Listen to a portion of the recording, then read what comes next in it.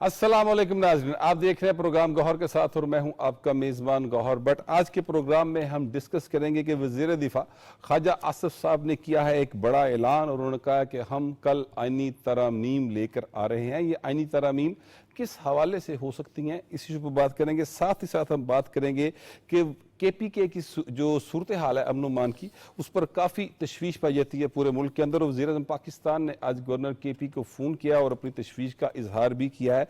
इसके साथ साथ आज अता तारड़ साहब ने एक प्रेस कॉन्फ्रेंस की है आपसे कुछ देर पहले, और उसमें उन्होंने जो बातें की हैं उसको भी ज़ेर बहस लाएंगे। ख़ास तौर पर सहाफ़ियों के साथ जो रवैया इख्तियार किया है अली अमीन गंडापुर ने, और उसके ऊपर सहाफ़ियों ने जो एहतजाज किया है, इन सारे इशूज़ पर बात करने के लिए हमारे साथ स्टूडियोज़ में मौजूद हैं सईद चौधरी साहब, इमदाद सोमरू साहब और नूरुल्लाह साहब, जबकि हमारे साथ इस्लामाबाद स्टूडियोज में मौजूद हैं जनाब जवाद फैजी साहब। पहले जवाद फैजी साहब की तरफ चलते हैं। जवाद फैजी साहब, ये बताइएगा कि आज ख्वाजा आसिफ साहब ने ये कहा कि आईनी तरमीम जो हैं वो लाई जा रही हैं और कल हम लेकर आएंगे, हमारे पास नंबर्स पूरे हो गए हैं। किस हवाले से आईनी तरमीम आपके ख्याल में आ रही हैं? आपके पास क्या इतलात है इस हवाले से?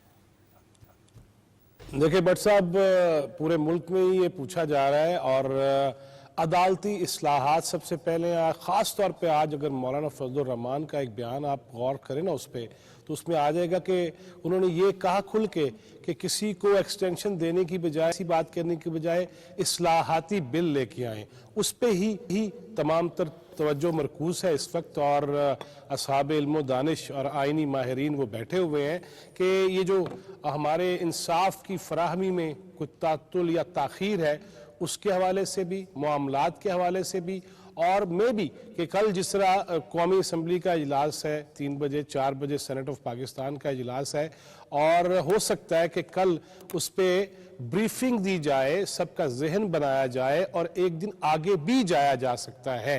लेकिन अभी तक जो ख्वाजा आसिफ साहब के बयान को देखें तो उनके मुताबिक नंबर भी पूरे हैं, और मौलाना का बयान भी इस तरह का आ जाना जिस पे हालांकि PTI साइड और दीगर कुछ शोशे छोड़ने वाले कह रहे थे जी पूरे ही नहीं है इनके पास लोग, वो बहरहाल आज ये तसल्ली और तशफ़ी हो गई है मौलाना की गुफ्तगू के बाद भी कि, और सब जितने भी MLAs आप ये कहना चाह रहे हैं फैज साहब, आपकी गुफ्तगू से मैं अगर दुरुस्त समझाऊं तो जरा प्लीज इसको या तरदीद कर दें या तस्दीक कर दें कि मौलाना साहब जो हैं वो आईनी इस्लाहाती पैकेज जो है उसके ऊपर हुकूमत का साथ देंगे। आप कुछ इस तरह की बात कर रहे हैं? वो देंगे, वो देंगे, मैं बिल्कुल यही बात कर रहा हूँ। आज के बयान से ही ये वाज़े हो जाता है कि वो कह रहे हैं कि ख़ास जो उनकी, आपको पता है वो बड़े अच्छे मुकर्रर है, ख़तीब है, तो उनका ये जो कहना है ना आज की इन्वर्टेड कॉमास के किसी एक के लिए नहीं, बल्कि सिर्फ उम्र ना बढ़ाई जाए बल्कि इस्लाहाती पैकेज लाया जाए जो इस मुल्क के लिए ज़रूरी है, तो उससे चीज़ें वाज़े हो जाती हैं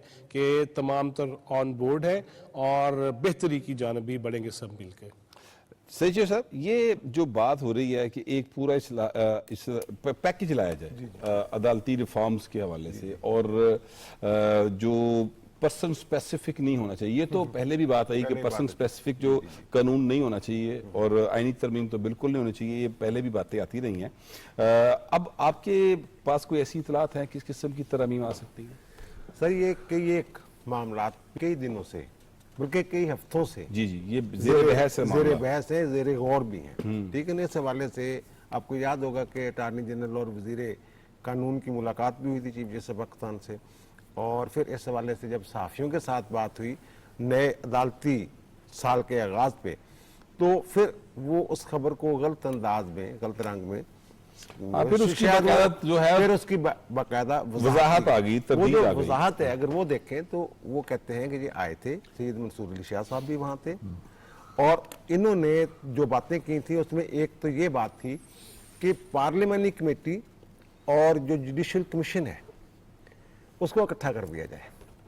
यानी जो जजेस के तकर्रर से मुतल्लिक पार्लियामानी कमेटी है जिसमें बराबर अरकान होते हैं अपोजिशन के और सरकारी बेंचों के, ट्रेजरी बेंचों के, तो उसको और जुडिशल कमीशन को इकट्ठा कर दिया जाए।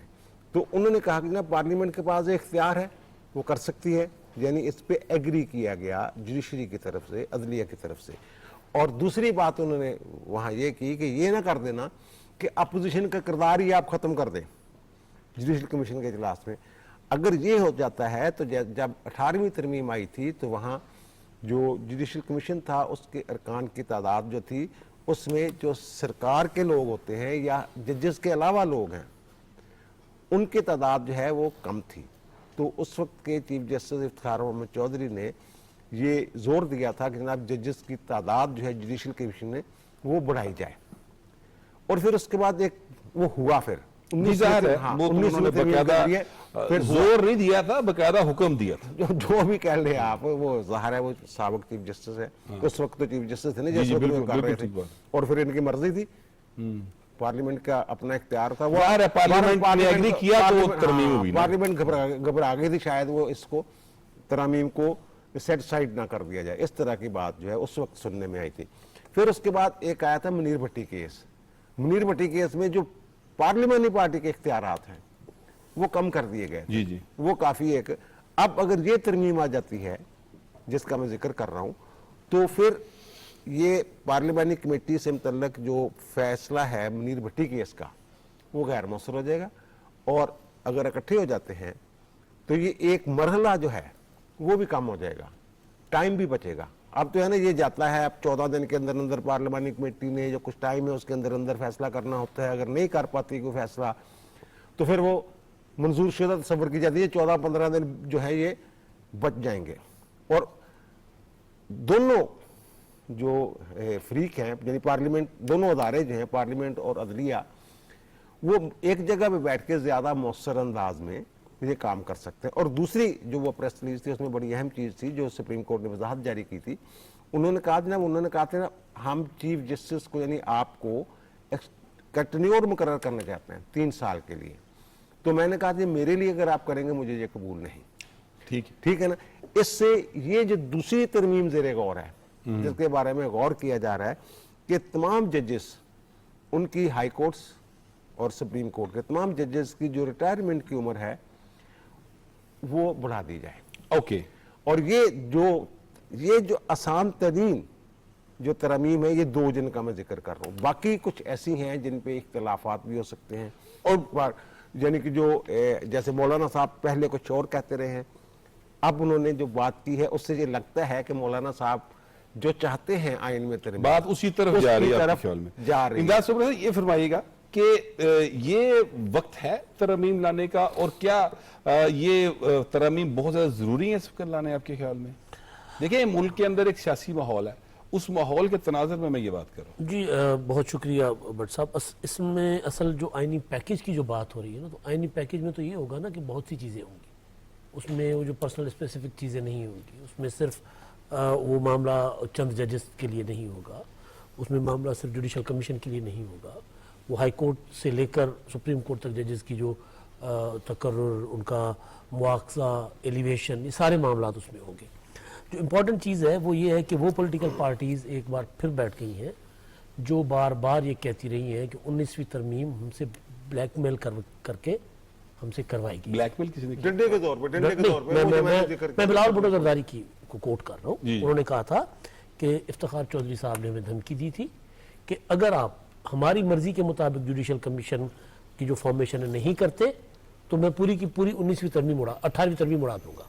ये उन्होंने कहा था कि हमें पैगाम आया था पार्लियामेंट को। कल मौलाना साहब ने ये बात की कि पार्लियामेंट को ब्लैकमेल किया गया था उसे। तो मौलाना साहब ने जो बात की मैं उस तरफ आना चाह रहा था। बेसिकली वो ये कह रहे हैं कि 19वीं तरमीम खत्म करें। अब मौलाना साहब के वोट के बगैर तो 19वीं तरमीम रिपील नहीं हो सकती ना, वो तो ज़ाहिर 2/3 मेजॉरिटी चाहिए। जी। और फिर जो नया आईनी पैकेज है उसमें अगर ये चीज़ शामिल होती है कि 19वीं तरमीम खत्म करें, जुडिशल कमीशन की जो फॉर्मेशन है वो करें जो 18वीं तरमीम में थी, जिसमें पार्लियामेंट की बराबर अख्तियार था पार्लियामेंट का। ये नहीं था कि 5 जजेस बैठकर ये फैसला कर लेंगे या वज़ीर कानून और कि ये फलां बंदा जज बन गया, नहीं। पार्लियामेंट को उतना ही अख्तियार होगा वोट देने का, और वहाँ वो जो 18वीं तरमीम में था तो उसको वापस लाना या मज़ीद बेहतर करना, एक तो ये चीज़ जो है वो सोची जा रही है। एक जो मामला था पेंशन इस्लाहात का, उसको बेशक हम जजेस के उम्रों के साथ जोड़ सकते हैं, लेकिन पेंशन इस्लाहात बड़े अरसे से, और अगर मैं गलत नहीं हूँ तो पीडीएम की पिछली हुकूमत में भी और अभी भी उसमें जो फवाद हसन फवाद साहब है उनको ये जिम्मेदारी दी गई थी कि किसी तरह इस पेंशन इस्लाहात की तरफ आए। तो उसमें एक तजवीज़ ये थी कि रिटायरमेंट की उम्र बढ़ाई जाए।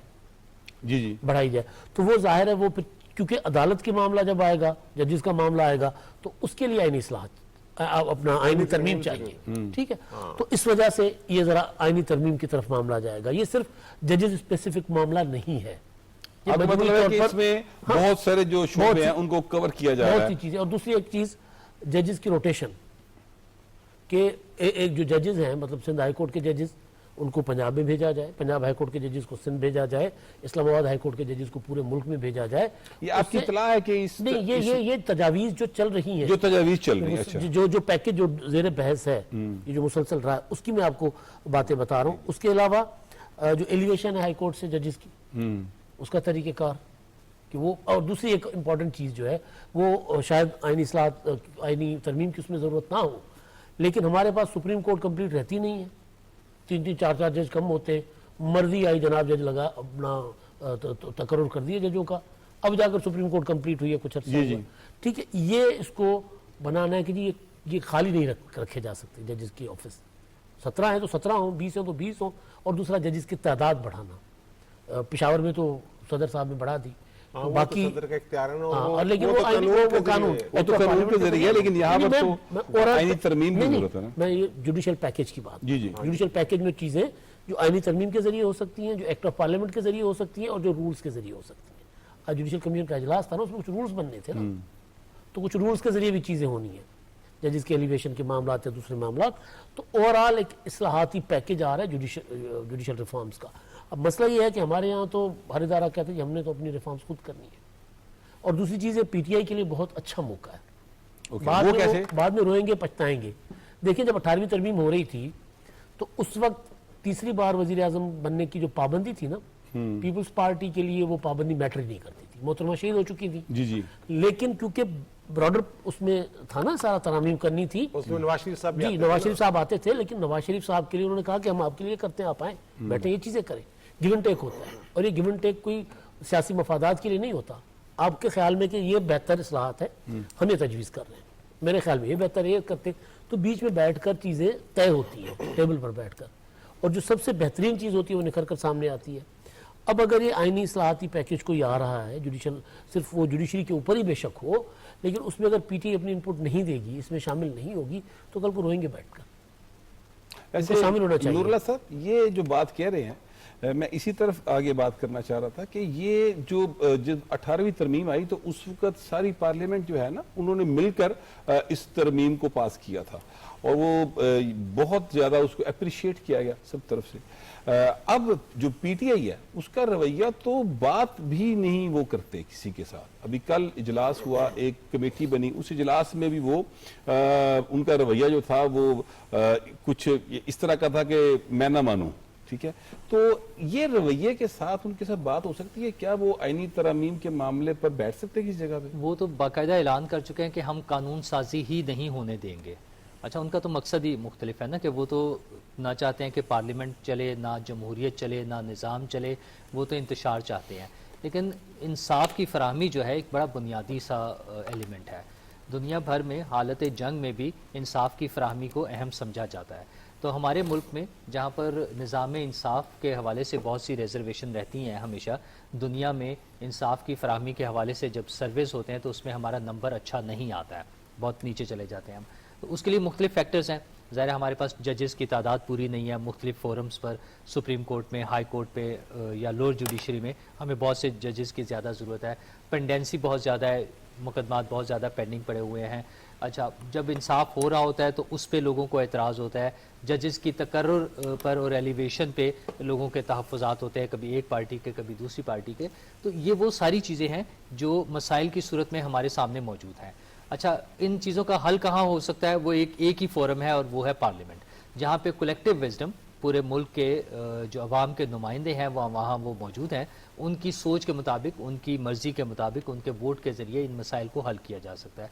उसके लिए हुकूमत ने एक प्लान किया। अच्छा, हम जितनी भी बातें कर रहे हैं, ये चूँकि बातें मुख्तलिफ फोरम्स पर और मुख्तलिफ मौके पर डिस्कस हुई हैं, इसलिए हम उस पर कर रहे हैं। अभी उसका फॉर्मल या ऑफिशियल एजेंडा या ऑफिशियल तो सिर्फ एक बात है नूरुल्लाह सिर्फ ये साहब, कि और वो तरमीम ये होना है कि ख्वाजा असफ साहब ने कहा, जो कि वज़ीर दिफा हैं, जी। कि कल हम आईनी आईनी तरमीम तरमीम लेकर आ रहे हैं। ठीक है ना। अच्छा, ऑफिशियल तो सिर्फ बस, ये एक वर्ड। तो उसमें जाहिर है ये सारी चीजें हमारी जरूरत है। हमें इस चीज से कता नजर कि आज मुस्लिम लीग नून की हुकूमत है, आज पाकिस्तान पीपल्स पार्टी उनके इत्तेहादी हैं, आज पाकिस्तान तहरीक इंसाफ अपोजिशन में बैठी हुई है। इन चीज़ों से हटकर, इन चीज़ों से कतई नज़र हमें ये देखना है कि हमने पाकिस्तान के लिए, पाकिस्तान के 25 करोड़ लोगों के लिए इंसाफ की फराहमी का जो निज़ाम है उसको मतवाजन, मोतदल और ट्रांसपेरेंट बनाना है। अगर जजेस की तकर्री के हवाले से कोई तरमीम आती हैं और कानून साजी और आइन साजी होती है तो इससे अच्छी बात और क्या हो सकती है कि वो इतराज़ात ख़त्म हो जाएं। जजेस को एलिवेट कैसे करना है वो प्रोसेस अगर, और दुनिया भर में ऐसी मिसालें मौजूद हैं जहाँ पर ये इख्तियार पार्लियामेंट के पास है, अवाम के मुंतखब नुमाइंदों के पास इख्तियार है, तो हमारे यहाँ भी अगर ये इख्तियारात का जो तो थोड़ा बहुत तब्दीली करके सिस्टम को अगर मज़ीद बेहतर बनाया जा सकता है तो इससे अच्छी बात और क्या हो सकती है। तहरीक इंसाफ का तो एक वतीरा है कि उन्होंने हर चीज़ पर एतराज़ करना है, उन्होंने कोई प्रोडक्टिव चीज़ या तामीरी काम इस मुल्क में नहीं होने देना, ये बड़ा वाज़ेह है उनका। और वो ना सिर्फ ये काम नहीं होने देते बल्कि तकरीब का जो कोई मौका है वो उसको भी हाथ से नहीं जाने देते। वो 9 मई हो या उसके बाद तकारीर के जरिए करने वाला काम हो, वो सारी चीजें अपने अंदाज अच्छा, में वो किए हर जाएं। सेगमेंट ऑफ सोसाइटी के साथ जो भी उनके साथ जरा सा भी इख्तलाफ करता है, चाहे वो उनकी इस्लाह के लिए कर रहा है, उसके साथ वो बाकायदा जो है वो लड़ना शुरू कर देते हैं। अभी जैसे साफियों के हवाले से जो उन्होंने रवैया अख्तियार किया और अली बिन गंडापुर साहब ने जो अल्फाज कहे, जवाद फैज साहब की तरफ मैं जाऊंगा। जवाद फैज साहब, आपको मेरी आवाज आ रही है? जी आ रही है। जवाब फैज साहब, ये फरमाइएगा कि जो सहाफियों के साथ उनका रवैया रहा और आज जिस तरह से सहाफियों ने बकाया तौर पर एहतजाज किया, वो जरा थोड़ा सा प्लीज नाजरीन को वो मंजर जरा सारा बताएं। मंजर कुछ यूं है जी कि प्रेस कॉन्फ्रेंस थी, सलमान अकरम राजा साहब, शिबली फराज साहब, और वही नहीं है जो ब्लू एरिया में जिनका फड्डा भी हुआ था, रऊफ हसन साहब, तो वो इकट्ठे बैठे हुए थे और वहां पे माइक सारे ही चैनल्स वैसे पे आपने पड़े हुए ब्लू थे, एरिया तो वाला फड्डा जो है ना, ये बड़ा याद दिलाया। नहीं, वो जरूरी है ना जी, जब आप सारे फड्डों की तो बात कर रहे हैं कि हर मौके पे फड्डा कर लेते हैं, तो वो तो उनको भी नहीं छोड़ते, उनसे भी फड्डा कर लेते। बहरहाल आते हैं उधर ही कि जब अहले सहाफत ने, जो रिपोर्टर्स थे, उन्होंने ये कहा जी कि जिस किस्म की ज़बान इस्तेमाल की गई है उस पर हम एहतजाज करते हैं। फिर जो लाइव चला, पूरी दुनिया ने देखा कि शिबली फराज साहब से जो कन्वर्सेशन हुई, वहाँ पे रिपोर्टर्स की, फीमेल रिपोर्टर भी थी, दीगर रिपोर्टर भी थे, तो उन्होंने कहा आप फिर उसी पे अड़े हुए हैं, शायद फराज साहब ने कह दिया, उन्होंने ठीक कहा था, लिहाजा उस पर फिर थोड़ी तलखी हुई। तलखी के बाद सलमान अकरम राजा साहब ने दोबारा इन हुए, उन्होंने कहा जी आप माइक बेशक हटा लीजिए, बात तो सुन लें, आपके बगैर हम किसी काबिल नहीं है, ये उनका कहना था। आप हवा का झोंका है जो हमारी बात दूसरों तक पहुंचाते हैं, वो धरनों में भी यही झोंका था, अब फिर उन्हें ये फील हुआ कि दोबारा से इसी झोंके के जरिए हमने लोगों तक जाना है। लिहाजा मैं तो समझता हूं कि जहां पे इतने इस्लाहाती बिल आ रहे हैं वहां पे ये बिल भी आ जाना चाहिए कि जो मुजरिम हो, सजा याफ्ता हो, उनको ग्लोरीफाई करके उनकी शायद सुर्खियां और प्राइम टाइम शोज के जो टॉपिक हैं वो नहीं होने चाहिए। रह गई बात ये कि इसका इम्पैक्ट देखें बट साहब कहां तक जाएगा कि अगर एक सूबे का चीफ एग्जीक्यूटिव, वो जो मुतमक्कन है एक अहम ओहदे पे, अगर वो गलीज जबान इस्तेमाल करेगा, अगर वो इदारों को पछाड़ने लग जाएगा, अगर वो वजारत खारजा छोड़ के, मुल्क और वफाक को छोड़ के अपने सूबे की बातें करते हुए दूसरे मुल्कों में जाने की बात करेगा जिन्हें खुद इन्होंने ही आबाद किया, फिर से लाए, फिर से अफरीत और यह अजदहा जो हमें निगलने के चक्करों में होता है, इंशाअल्लाह वो कामयाबी तो नहीं होगी, लेकिन अब फिर उधर जाके कि मैं उधर जाके मिलूंगा। और मुझे अफसोस है कि महात्मा कैदी साहब वो भी ये कह रहे हैं कि बिल्कुल ठीक कहा, ये सोची समझी साजिश ही है और सबूत हमें इस बारे में मेरा ख्याल है नहीं चाहिए कि सब कुछ अया हो गया है। लिहाजा ये सारे मामलात पे साफियों का एहतजाज जारी है। फिर बरादर मताउल्लाह तारड़ साहब ने भी इसी पे ही अपना जो पैगाम जारी किया, वो सबने देखा कि ये इसकी इजाजत नहीं दी जा सकती कि अफवाज पाकिस्तान के बारे में जो दिल करे वो करें,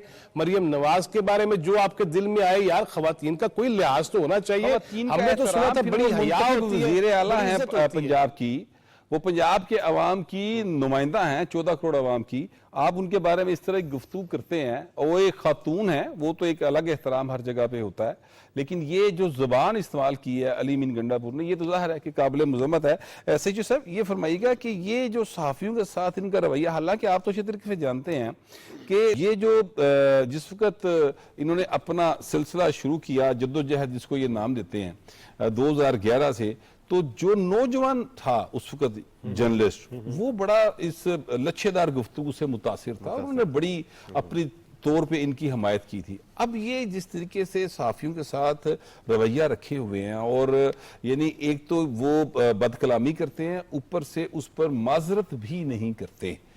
आज जैसे शिबली फराज साहब ने जो रवैया अख्तियार किया, इसको इस रवैये के साथ ये कितनी देर चल पाएंगे? ये देखें, जब इन्होंने जो आगाज किया था धरनों शरनों का, और फिर जो जलसे वगैरह होते थे इनके, उस वक्त भी ये जो खवातीन रिपोर्टर्स थी ना, उनके साथ जो इनके लोग थे वो बदतहजीबी का मुजाहरा किया करते, बदतमीजी किया करते थे।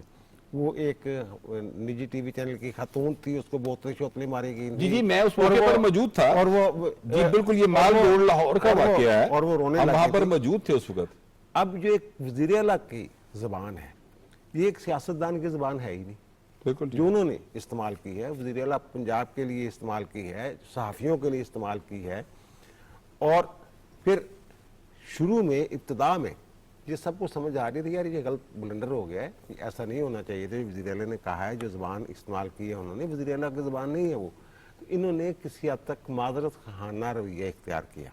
लेकिन जो जेल में बैठा हुआ है उसने कहा कि नहीं जनाब, मैं गंडापुर के पीछे खड़ा हूँ, और जो गंडापुर के मैं इस मौक़िफ़ की मुकम्मल तायीद करता हूँ, और अगर जो लोग ये माजरत खाना रवैया इख्तियार किए हुए, जो माजरत कर रहे हैं, तो उनको तो पार्टी में नहीं होना चाहिए। बुज़दिल है, बुज़दिल है, डरपोक है, ये दो लफ्ज़ बोल रहे, बुज़दिल है और डरपोक है, उनको नहीं होना चाहिए। और वहाँ जब सहाफ़ियों ने कहा कि जनाब ये सहाफ़ियों के बारे में भी आपके वज़ीर आला ने इस तरह का खिताब फरमाया है, तो उन्होंने कहा मुझे तो नहीं पता, मैं तो जेल में हूँ।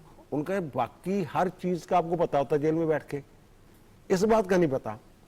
उसके बाद जो इनके रवैये हैं ना, वो वही हो गए जो गंडापुर साहब के थे, इनके जो पीटीआई के रहनुमा हैं, जो जिन्हें मैं किसी हद तक समझता हूँ कि वो माकूलियत के दायरे के अंदर रह के गुफ्तगू करते हैं, जिसमें उनके चेयरमैन बैरिस्टर गौहर जो हैं, उनको ही मैं उसमें समझता हूँ।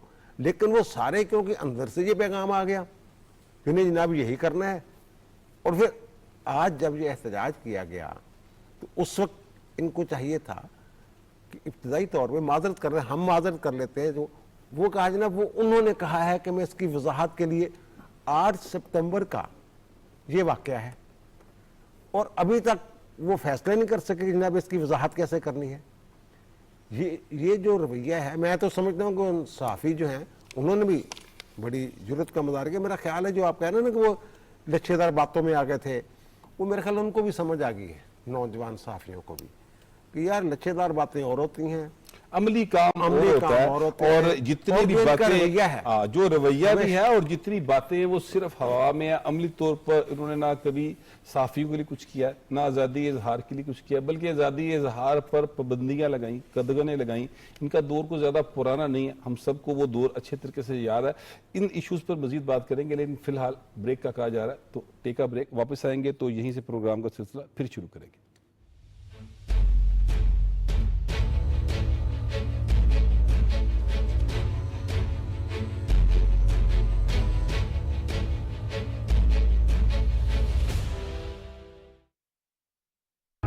हमेशा की तरह हम ला रहे हैं आपके लिए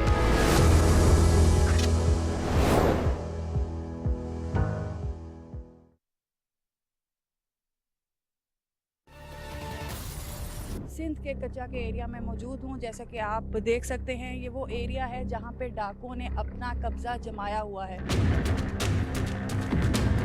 काफ़ी बार इधर हमलावर आए हुए, इसमें हम महफूज रहते हैं।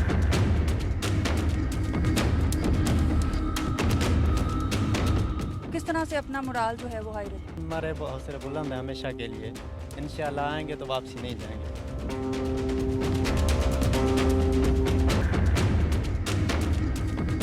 क्या का किस तरह से आपको हिम्मत आती है इन बुज़दिल डाकुओं का मुकाबला करने? हम दिली तरह से लड़ने के लिए तैयार हैं, हमें कोई डर नहीं है डाकुओं से, ये तो बुज़दिल हैं। सिंध पुलिस जिंदाबाद, पाकिस्तान जिंदाबाद।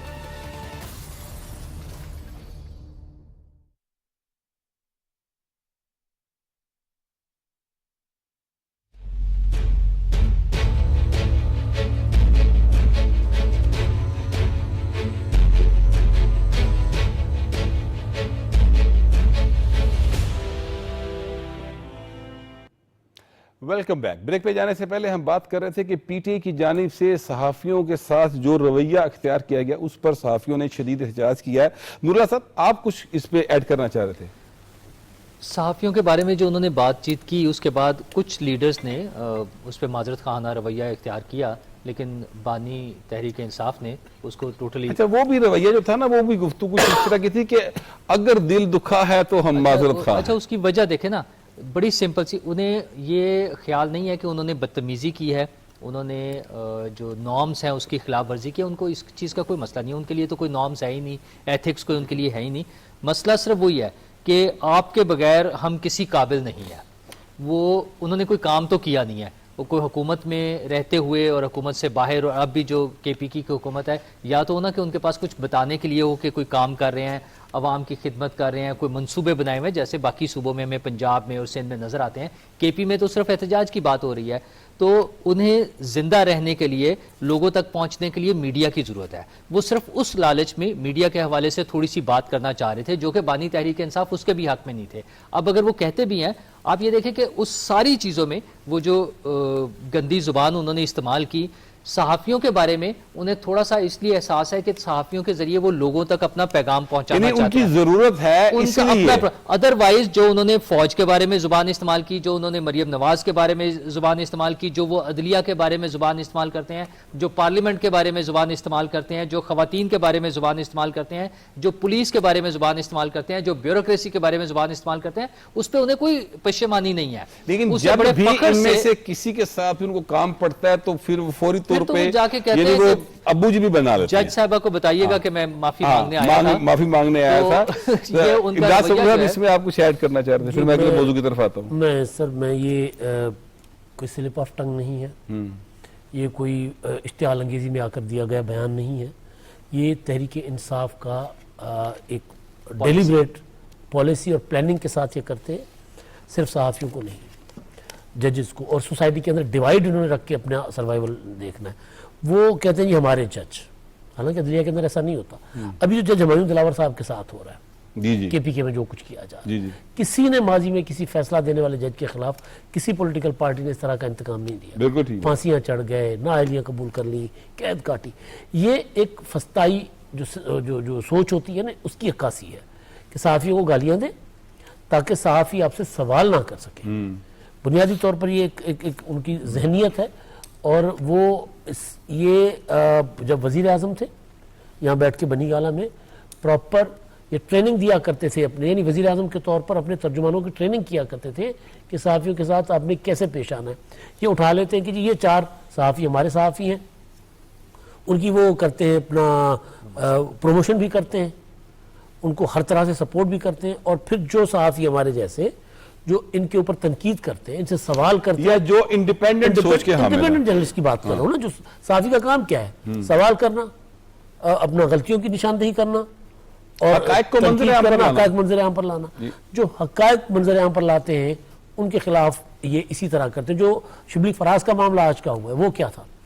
वो ये था कि शिबली फराज एक मीटिंग में कल रात उन्होंने सहाफ़ी को कहा कि ये तो टाउट है, तो उस पर उनको कहा गया कि आपने, उन्होंने कहा मैं अपने अल्फाज पे कायम हूँ, मैं खड़ा हूँ अपने अल्फाज पे।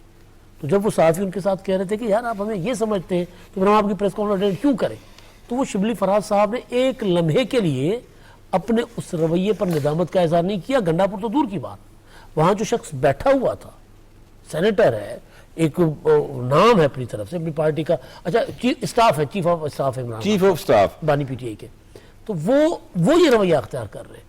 अहमद फराज के साहबजादे हैं, इस हवाले से उनका एक रिगार्ड तो बहरहाल लोग करते रहे हैं, खुद करवाए ना। लेकिन उन्होंने अपना रिकॉर्ड खुद नहीं सर करवाया। आप अपनी लेगेसी आपने खुद उठा के बिल्कुल चलिए। ठीक बात है। जवाब फैज साहब की तरफ मैं जाऊंगा। फैज साहब आपको आवाज आ रही है? जी आ रही है भट्ट साहब। फैज साहब ये फरमाइएगा कि आज वजीर आजम पाकिस्तान जनाब शहबाज शरीफ साहब ने गवर्नर केपी को फोन पर राब्ता किया और जो अमनो मान की सूरत हाल वहां पर केपी के में बिगड़ी हुई है उसके ऊपर उन्होंने अपनी जो है वो तशवीश का इजहार किया। और जो खबर है उसके मुताबिक गवर्नर केपी ने बताया कि हर आए दिन के साथ सूरत हाल बिगड़ती चली जा रही है। ये बात कहां जाकर पहुंचेगी सर? देखिए इस पर तशवीश भी बनती है और मुल्क के चीफ एग्जीक्यूटिव हैं शहबाज शरीफ साहब, उनका पूछना भी बनता है और गवर्नर से ही पूछना बनता है, क्योंकि जो वजीर आला है वो तो ख्वाजा आसिफ साहब जिस तरह कहते हैं ना कि वजीर आजम के पास आता है तो शुगर मिल होता है और वहाँ जाके रवैया और चेहरा और वो किस वो जो रंग बदल लेता है वो बदल लेते हैं। लिहाजा बात यह है कि इसमें तो कोई शक नहीं कि दहशतगर्दी जो है वो अगर हमारे जवानों को, फौजियों को, अफसरान को शहीद कर रहे हैं या पुलिस वालों को शहीद कर रहे हैं या आवाम को, आम आवाम को वो कत्ल कर रहे हैं, शहीद कर रहे हैं, तो ये एक लम्हा फिक्रिया तो है। लेकिन बात असल ये है भट्ट साहब, आज वो महात्मा भी यही कह रहा था कि बिल्कुल गुंडापुर ने बिल्कुल ठीक कहा है और मैं उसके साथ खड़ा हूं। इश्यू ये है कि जो लाए थे, जो काबुल में जाके चाय के कप पी के दिखा रहे थे, फिर आबाद कर रहे थे, मैं तो समझता हूं कि ये पूरा मकू ठपना चाहिए। और अब देख लीजिएगा, मैं ये आपके प्रोग्राम में ये बात भी कह दूं कि जी का जाना ठहर गया है, सुबह गया या शाम गया। गुंडापुर साहब के साथ जो होनी है ना, बस मेरा ख्याल है कि उन्हें खुद ही अपने हवाले से सोच लेना चाहिए और अपनी जबान को कंट्रोल करना चाहिए, अपने मूंछों के ताव को इजी कर लेना चाहिए और इस सूबे के समेत पाकिस्तान का सोचना चाहिए, वरना हालात उस तरफ चले जाएंगे कि मामला इनके हाथ में भी नहीं रहेगा। असल इशू ये है कि हम तो शहादतें दे रहे हो, हम रोज ये बात कर रहे हो कि फितना और फसाद और फितनातुल खवारिज उसका सामना है हमें, जो उनको ग्लोरीफाई करेगा, जो उनके हक में बात करेगा उन्हें भी सहूलतकार समझा जाएगा, एक्शन होगा। लेकिन हद और अफसोस ये है कि आबाद करने वाले और तालिबान के साथ हाथ मिलाने वाले, दहशतगर्दों को वापस बसाने वाले, घुसाने वाले, रास्ते देने वाले, उनके बारे में बैनुल अक़वामी सतह पे इसराइल के अंदर और यूएन के अंदर इसराइल के नुमाइंदे महात्मा का नाम लेके, कभी इंसानी हकूक का कह के, कभी इसराइल और पाकिस्तान के ताल्लुकात के लिए मौजूद तरीन शख्सियत कह रहे हैं। ताने बाने तो सामने आ गए भट्ट साहब, और अब हमें डेफिनेटली पहले भी देर हो गई है। इस्लाहाती पैकेज का आपने आपके प्रोग्राम के आगाज में बात की, अदालतों की, अब इंसाफ में तेजी लानी पड़ेगी। अगर नहीं आएगी तो मामलात फिर ज्यादा बेहतर नहीं होंगे जल्दी। और हमें सोच लेना चाहिए, हमें देख लेना चाहिए कि मखसूस जो मुकदमात हैं उन्हीं को हमने कॉज लिस्ट पे रखना है या तमाम तर लोगों को। वो पोता इंसाफ का मुतलाशी या दादा मर गया हुआ है, हमें वो सारी चीजें सोचनी चाहिए।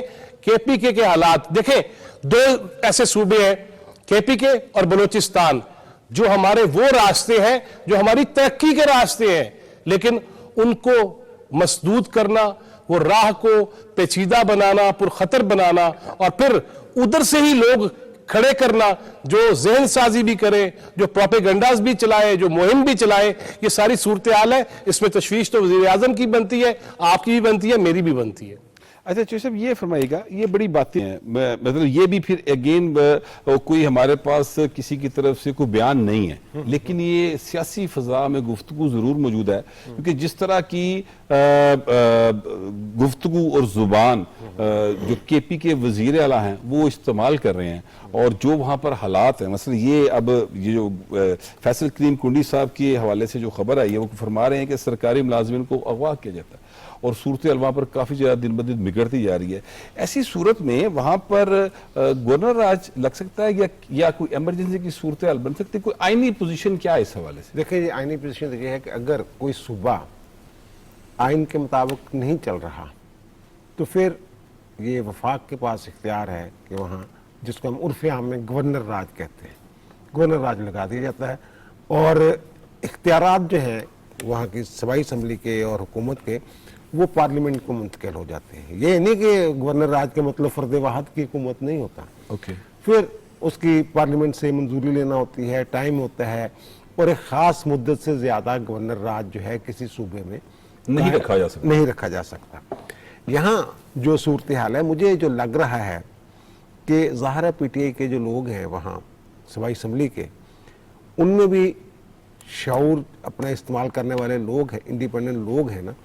अब जो जैसे आपने कहा कि ये बातें सुनने में आ रही हैं, तो सुनने में ये आ रहा है कि अगर वहाँ सारे आदाद शुमार इकट्ठे किए जाएं तो सिर्फ 15-16 लोग इनको चाहिए होंगे अगर अदम एतमाद के लिए कहा जाता है। मेरा ख्याल है ज़्यादा बेहतर रास्ता जो है गवर्नर राज की निस्बत वो रास्ता होगा कि उन्हें कहा जाए जनाब आप जो एतमाद का वोट लें, और वहाँ उनके 3-4 ग्रुप हैं पीटीआई हाँ, वो तो वो पहले सबको पता वो तो बहुत ज्यादा बिल्कुल ओपनली एक दूसरे के साथ प्रेस कॉन्फ्रेंस करते रहे, प्रेस कॉन्फ्रेंस करते हैं, एक दूसरे पे इल्जामात लगाते हैं।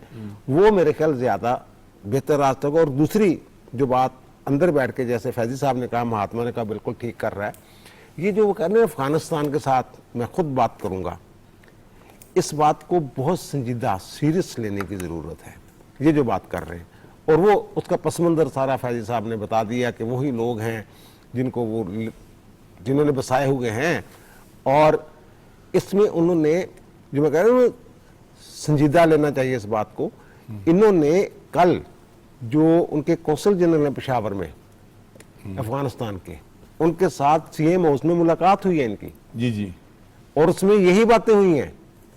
और जो हमारी हुकूमत है, अगर उसके कहने पे वो उनको लगाम नहीं डाल रहे हैं, जो पाकिस्तान में फितनतुल खारिज के तौर पे जी जी, जो अपनी सरगर्मी जारी रखे हुए हैं, तो फिर इनके कहने पे, एक सूबे के कहने पे, ये तो उनकी तरफ ज्यादा माइल है, उन लोगों की तरफ जिनको पकड़ना है और जिनका कला कमा करना है, ये तो उनकी तरफ ज्यादा माइल है। और वैसे जो बातें हो रही हैं बाकी, उसमें मैं कह रहा हूं कि जनाब जो लोग हैं ना, जो मुहब्बे वतन लोग हैं, उनको इनका जो ना शुक्रगुजार भी होना चाहिए गंडापुर साहब का। इसने जो उनका फस्ताई चेहरा है ना, फस्ताई बेनकाब किया, वो बेनकाब हो गए खुद ही। हाँ, और पीटीआई के अंदर जो मुहब्बतन लोग हैं वो भी इनसे अब दूरी इख्तियार करना शुरू हो गया। खास तौर पे ये देखिए जो गंडापुर साहब ने गुफ्तगू की, और उसके बाद जो बानी पीटीआई हैं, जिस तरह से आज उन्होंने कहा जी मैं बिल्कुल उसके साथ खड़ा हूं, तो इसका मतलब ये हुआ कि वो जो शेख मुजीबुर रहमान के हवाले से बात करते थे, वो जो बार बार रिपोर्ट के हवाले देते थे, तो ये ऑलरेडी किसी प्लान का हिस्सा तो नहीं इमदाद साहब जी? वो रियासत को ब्लैकमेल कर रहे हैं। जब से वो जनरल फैज़ हमीद साहब गिरफ्तार हुए तब से वो अपनी जान बचाने के लिए हर कार्ड इस्तेमाल कर रहे हैं। पहला कार्ड इस्तेमाल किया था 8 सितंबर के जलसे वाला कि जी मैं आ रहा हूँ और ये करूँगा, अपना अडयाला से निकाल के खुद ले जाऊँगा। उसके बाद ये अफ़गानिस्तान वाला कार्ड इस्तेमाल किया। बड़ा सेंसिटिव मामला है, उस पर मैं उस तरह बात नहीं करना चाहता, लेकिन ये पाकिस्तान की रियासत को ब्लैकमेल कर रहे हैं। दूसरी जो चीज़ पहले हो रही थी, सेंचुरी साहब कह रहे थे ना, गवर्नर राज या तहरीक अदम एतमाद, ये ना सियासी फिजा में एक वाइब मौजूद है। जी जी, मैं वही कह रहा हूँ कि क्या पॉसिबिलिटीज की बात हो रही है ना। आज बिलावल भुट्टो जरदारी साहब से सवाल उन्होंने कहा अगर गवर्नर राज हुआ तो थोड़े अरसे के लिए होगा, वो लंबा नहीं होगा, यानी वो एक ऑप्शन के तौर पर आइन में जब रखा गया है तो ऐसी कंडीशन के लिए रखा गया है ना। जी जी। लेकिन जो तहरीक अदम एतमाद वाली बात है, सेंचुरी साहब को मैं थोड़ा सा याद कराऊंगा कि अभी जो मखसूस नशिस्तों पर जब इनको पेशावर हाई कोर्ट ने इनकी पिटीशन मुस्तरद कर दी थी और ऑर्डर किया था कि मखसूस नशिस्तों पर केपीके के अंदर जो सूबाई अरकान हैं, जो मुस्लिम लीग नून पीपल्स पार्टी और JUIK में आए थे, उनका हलफ ले, तो उन्होंने इजलास नहीं बुलाया था, और केपीके में सेनेट का इलेक्शन इस वजह से नहीं हुआ।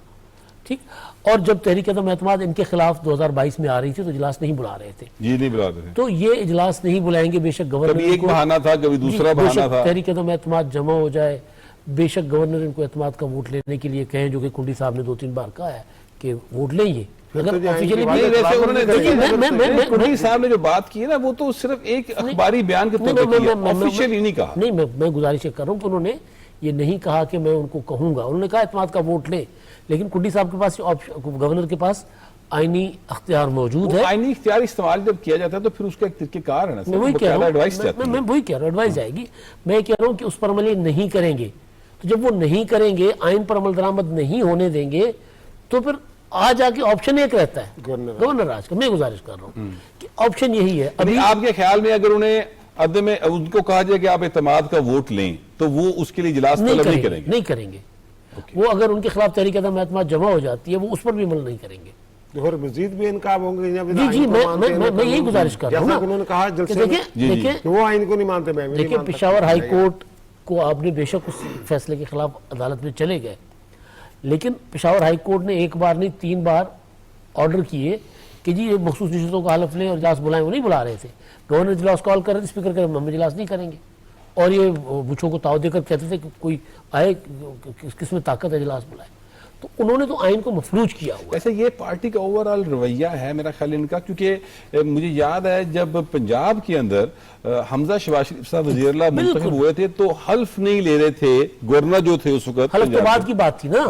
पहले वो इजलास परवेज इलाही साहब ने नहीं होने दिया था। इजलास नहीं गुजरात होने से दिया गुंडे था। ले आकर Exactly. अंदर दाखिल कर दिए थे, और फिर वो इजलास भी मेरा ख्याल अदालत की मुदाखलत पर हुआ था, वो जो सर्टेनमेंट का जो वज़ीर आला का इंतखाब हुआ था, और उसके बाद हल्फ नहीं किया। कौमी असेंबली को स्पेशली भेजा गया था यहाँ पे। छोटा सा मैं उसमें इजाफा कर दूं, माफी चाहता हूँ।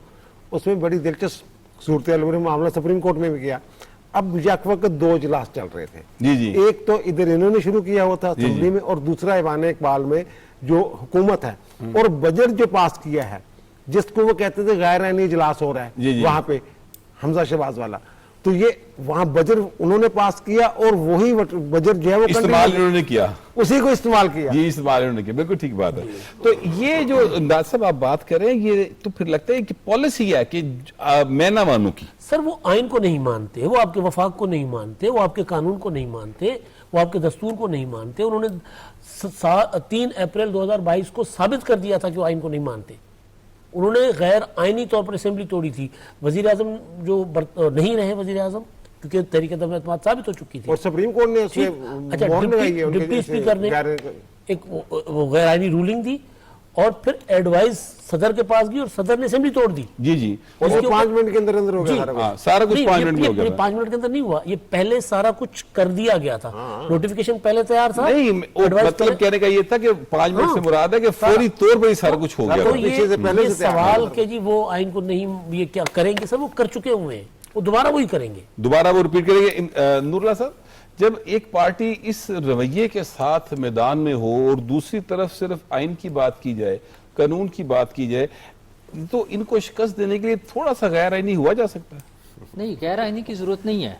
देखें, हुकूमत ने रिलीफ दिया है कि एक ऐसे शख्स को जो 9 मई के मुकदमात में भी मुलव्वस है, दहशतगर्दी के मुकदमात में, वो उसे वज़ीर आला के तौर पे तस्लीम किया। वज़ीर आज़म साहब के साथ, वज़ीर दाखिला के साथ, बाकी हुकूमती इजलासों में वो बैठे, उनसे बातचीत की, और हुकूमत ने कोशिश की कि मुनासिब तरीके से हुकूमती निज़ाम जो है वो चलता रहे, KP का भी। लेकिन वो फ्रस्ट्रेशन के साथ अपनी पुरानी पॉलिसी पर, तखरीब और इंतशार की पॉलिसी पे बरकरार रहते हुए फ्रस्ट्रेशन का शिकार होकर अब वो मज़ीद तबाही चाहते हैं। वो खुद चाहते हैं कि निज़ाम में कोई गड़बड़ हो और उनकी छुट्टी करा दी जाए, क्योंकि उनसे चल नहीं रहा। देखिए, सूबाई हुकूमत का काम क्या है? दूसरे ममालिक से मुज़ाकरात करना सूबाई हुकूमत का काम नहीं है। B, एक ऐसा मुल्क की हुकूमत जिसके बारे में हम ऑफिशियली अनाउंस कर रहे हैं कि वो खवारिज को, फितना वाले लोगों को सपोर्ट कर रहे हैं, हमारे मुल्क में दहशतगर्दी करा रहे हैं, उनके साथ सूबाई हुकूमत कैसे मुज़ाकरात कर सकती है?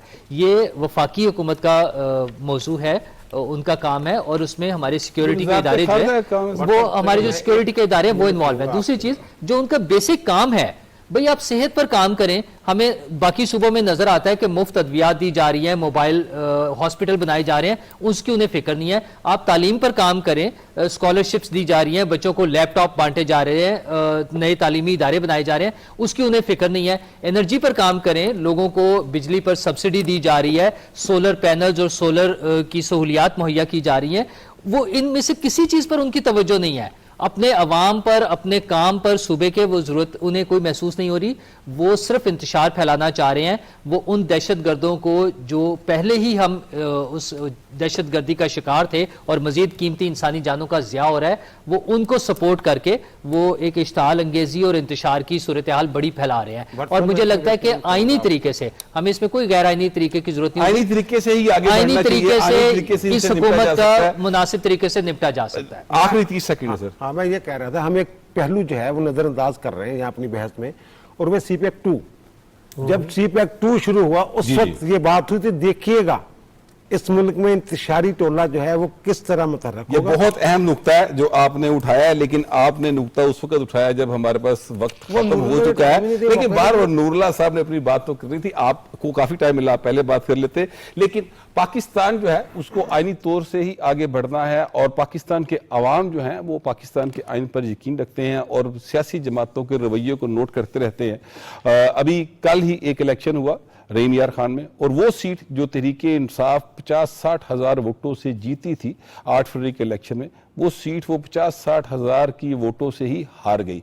तो अवाम सब कुछ नोट करते हैं और वक्त आने पर अपनी राय का इजहार करते हैं। ये हमारा आज का प्रोग्राम था, आप भी अपनी राय का जरूर इजहार कीजिएगा। लेकिन अब आपसे मुलाकात होगी अगले हफ्ते अल्लाह ने के बाद।